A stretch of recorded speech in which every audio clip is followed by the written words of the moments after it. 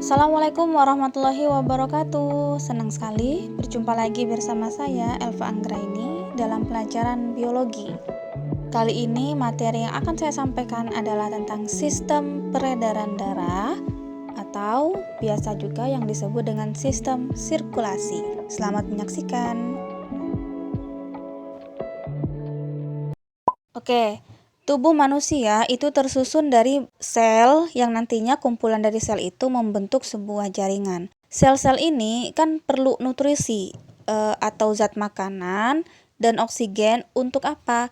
Untuk proses metabolisme yang terjadi di dalam tubuh kita supaya kita dapat hidup. Zat-zat itu harus sampai ke sel-sel tubuh.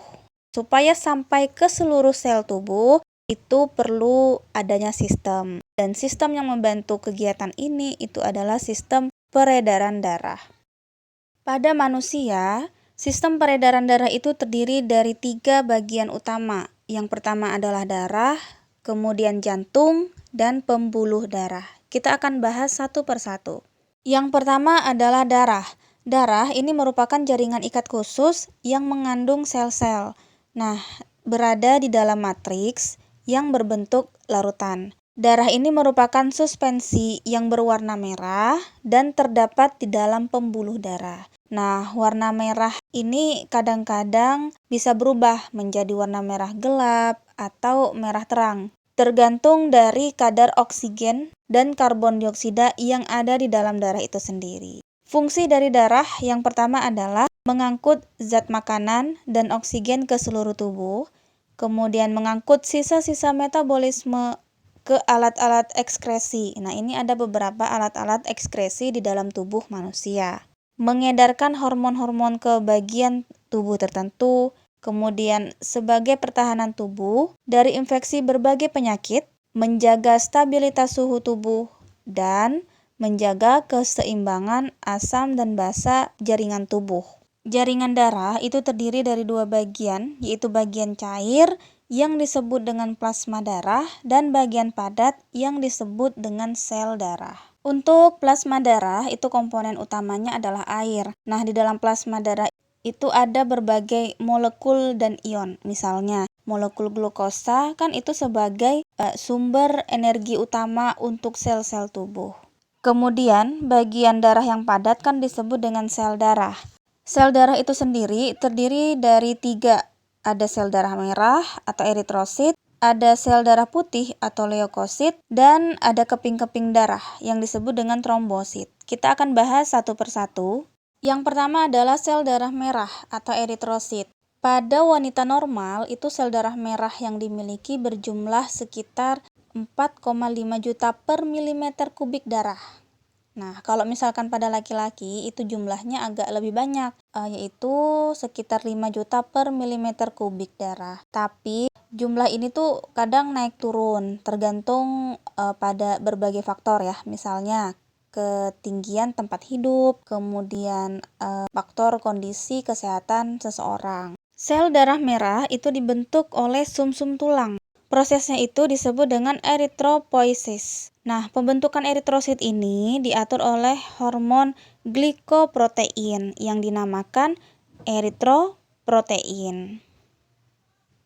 Masa hidup sel darah merah itu sekitar 120 hari atau 4 bulan. Nah, setelah itu sel darah ini akan dirombak di dalam hati dan limpa. Kalau di dalam hati, hemoglobin ini diubah menjadi bilirubin dan biliverdin, yaitu pigmen hijau yang memberi warna pada empedu. Nah, zat ini digunakan untuk menguraikan lemak yang terjadi pada proses pencernaan dan dikeluarkan melalui saluran empedu, kemudian ke usus 12 jari. Sementara itu, zat besi dari hasil penguraian hemoglobin ini digunakan lagi untuk membentuk sel darah merah yang baru, di mana? Di sumsum tulang.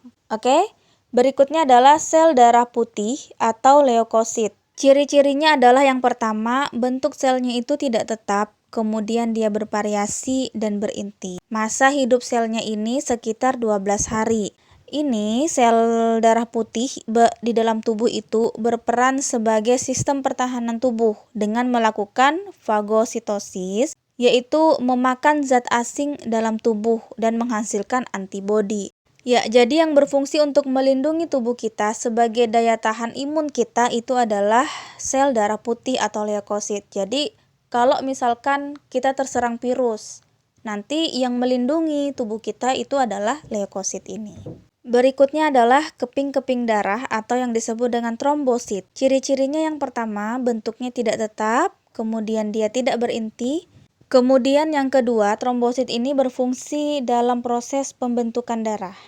Jadi pada saat terjadi luka, prosesnya ini trombosit itu pecah dan mengeluarkan enzim yang namanya adalah trombokinase. Dengan bantuan vitamin K, enzim trombokinase ini mengubah protombin itu menjadi trombin. Protombin itu adalah protein yang pembentukannya di hati dan dipengaruhi oleh vitamin K. Dan trombin akan mengubah protein darah fibrogen menjadi benang-benang fibrin untuk menutupi luka. Jadi kalau misalkan kita luka, yang berperan untuk menutupi luka-luka kita dengan membentuk benang-benang itu adalah trombosit ini. Ya. Kemudian ciri berikutnya adalah jumlah normalnya itu 150.000 sampai 450.000 trombosit di dalam tubuh. Kemudian dia juga dibentuk di dalam sumsum tulang. Nah, masa aktif di dalam tubuh kita itu kira-kira 8 sampai 12 hari. Setelah itu, trombosit yang tua akan dihancurkan oleh makrofag. Trombosit memiliki mikrotubulus cincin di bagian pinggirnya dan mengandung protein aktin dan miosin. Trombosit ini juga mengandung glikogen dan lisosom. Pembahasan berikutnya adalah jantung. Jantung itu terletak di rongga dada, besarnya segumpalan tangan kita, diselaputi oleh suatu membran pelindung yang disebut dengan perikardium. Dinding jantung itu terdiri atas otot jantung dan jaringan ikat padat yang membentuk suatu kerangka fibrosa. Nah, di dinding jantung itu ada 3 lapisan. Yang pertama lapisan luar yang disebut dengan epikardium. Epikardium ini merupakan membran serosa tipis yang terdiri dari jaringan epitelium pipih, jaringan ikat longgar, dan jaringan lemak. Kemudian di lapisan tengahnya itu disebut dengan miokardium, terdiri dari jaringan otot jantung. Kemudian dia mampu berkontraksi dan berelaksasi saat memompa darah. Lapisan ketiga pada jantung itu disebut dengan endokardium. Ini merupakan permukaan sebelah dalam jantung yang lembut, terdiri dari jaringan epitelium pipih selapis yang disebut dengan endotelium.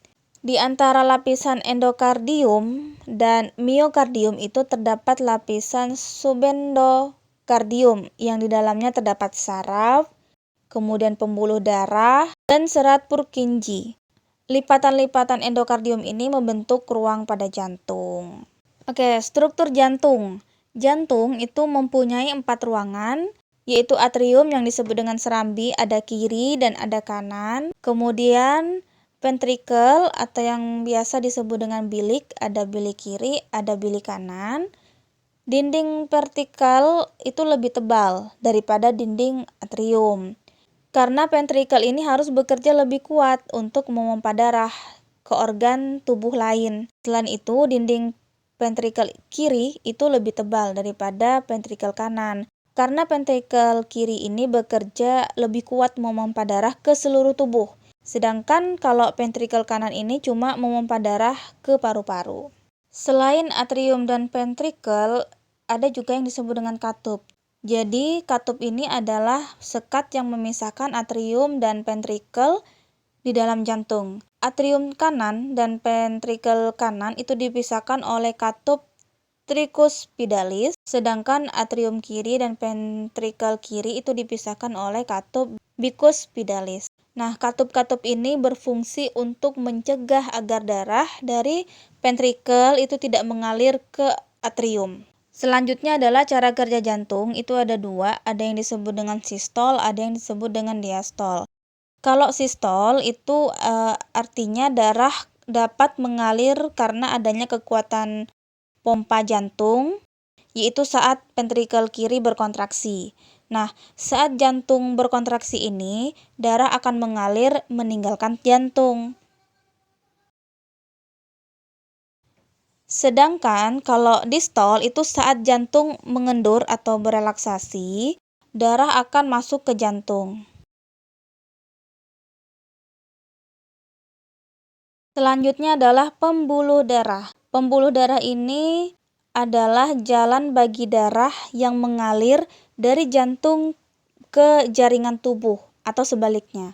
Nah, jadi pembuluh darah ini juga dapat dibagi menjadi 3. Ada pembuluh darah nadi, ada pembuluh balik, ada pembuluh kapiler. Kita akan bahas satu persatu.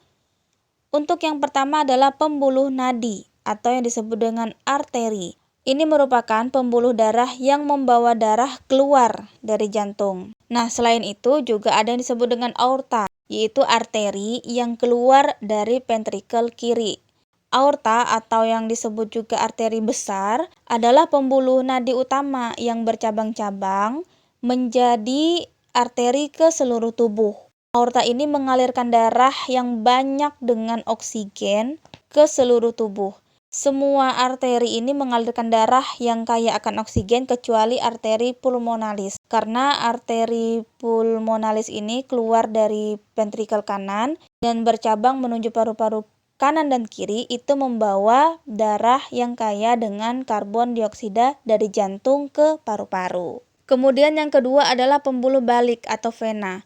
Ini merupakan pembuluh darah yang membawa darah kembali ke jantung. Nah, jadi umumnya pena ini mengalirkan darah yang kaya dengan karbon dioksida, kecuali pena pulmonalis. Karena pena pulmonalis ini membawa darah yang kaya dengan oksigen dari paru-paru kanan dan kiri ke atrium kiri jantung. Selain itu, ada juga pena cava. Ini merupakan pembuluh balik besar yang menjadi muara bagi cabang-cabang pena di seluruh tubuh. Nah, pena cava ini masuk ke atrium kanan jantung. Kemudian pena cava ini terdiri dari pena cava superior, pena cava inferior. Kalau pena cava superior itu menerima darah dari tubuh bagian atas sampai diafragma kecuali dinding jantung. Sedangkan kalau vena cava inferior, inferior kan berarti bawah ya. Jadi dia menerima darah dari tubuh bagian bawah sampai diafragma. Selanjutnya adalah pembuluh kapiler. Pembuluh kapiler ini merupakan pembuluh darah kecil yang mempunyai diameter kira-kira sebesar sel darah merah. Kapiler ini berasal dari percabangan dari arteri dan vena. Aorta itu bercabang-cabang menjadi arteri. Arteri bercabang-cabang menjadi arteriol. Dan arteriol bercabang-cabang menjadi kapiler. Itu pada arteri. Ya. Kemudian pada pembuluh balik, vena cava bercabang-cabang menjadi vena, vena bercabang-cabang menjadi venula, dan venula bercabang-cabang menjadi kapiler. Gitu. Nah, di dalam kapiler darah inilah terjadi pertukaran antara zat-zat yang terkandung di dalam darah dan zat-zat yang terkandung di dalam sel, yaitu pertukaran antara karbon dioksida dan oksigen. Jadi nanti ada darah yang membawa oksigen, ada juga darah yang membawa karbon dioksida. Darah yang membawa oksigen itu akan disebarkan ke seluruh tubuh. Sedangkan darah yang membawa karbon dioksida itu akan dikeluarkan melalui paru-paru, kemudian hidung, ya. Nah, bagaimana mekanisme peredaran darah? Peredaran darah manusia itu disebut dengan peredaran darah tertutup karena darah itu mengalir di dalam pembuluh darah. Dalam sekali peredarannya, darah itu melalui jantung 2 kali, yaitu peredaran darah kecil dan peredaran darah besar. Makanya peredaran darah manusia itu disebut dengan peredaran darah ganda. Peredaran darah kecil itu artinya darah yang miskin dengan oksigen itu mengalir dari ventrikel kanan jantung menuju paru-paru melalui arteri pulmonalis. Kemudian kembali ke jantung melalui vena pulmonalis ke atrium kiri dengan membawa banyak oksigen. Jadi peredaran darah kecil itu dari jantung, kemudian paru-paru, kembali ke jantung. Ya. Sedangkan peredaran darah besar adalah darah yang kaya dengan oksigen itu mengalir dari ventrikel kiri jantung ke seluruh tubuh, kecuali paru-paru, melalui arteri. Kemudian darah kembali lagi ke atrium kanan jantung melalui vena dengan membawa banyak karbon dioksida. Jadi peredaran darah besar ini dari jantung ke seluruh tubuh, kemudian kembali ke jantung. Berikutnya adalah gangguan pada sistem peredaran darah. Ya, jadi darah, jantung, dan pembuluh darah manusia itu dapat mengalami gangguan. Ada beberapa gangguan pada sistem peredaran darah. Yang pertama, anemia. Anemia ini itu kekurangan hemoglobin di dalam darah. Ini dapat disebabkan karena kurangnya volume darah, kemudian kurangnya jumlah eritrosit, atau kurangnya hemoglobin dalam eritrosit. Kemudian ada juga gangguan yang disebut dengan leukemia, yaitu kondisi jumlah sel darah putih di atas normal atau lebih banyak dari normalnya. Jadi karena dia lebih banyak sel darah putih di dalam tubuhnya ini jadi bingung. Pada akhirnya sel darah putih ini memakan sel darah merah yang disebut juga kanker darah. Kemudian ada juga yang disebut dengan hipertensi, yaitu kondisi ketika tekanan darah di atas normal. Kemudian ada juga stroke, yaitu suplai darah ke otak itu terhenti. Misalnya karena pecahnya pembuluh darah di otak akibat hipertensi. Oke, jadi itu pembahasan tentang sistem peredaran darah. Sampai jumpa di video berikutnya. Assalamualaikum warahmatullahi wabarakatuh.